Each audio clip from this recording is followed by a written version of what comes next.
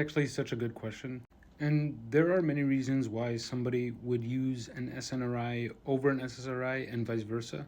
I'll give you an example of why someone would use an SSRI first for treating depression versus an SNRI.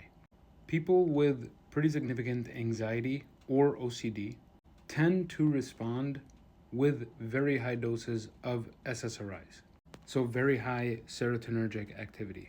And oftentimes, when people with very severe anxiety or OCD go untreated for a long time, they develop what I call a secondary depression, meaning they didn't start with depression, they ended at depression because of their unresolved anxiety or OCD.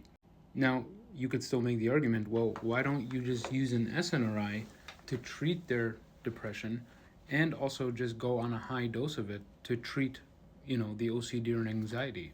But one of the issues with somebody who is experiencing anxiety is that if you give them norepinephrine, which can be activating, it can actually make them more anxious, worsening their anxiety, thus worsening their depression. And this is just one example of why I would choose an SSRI over an SNRI. And honestly, there are many examples of why I would choose one SSRI over another one, or why I would choose one SNRI over another one. But that was a good question.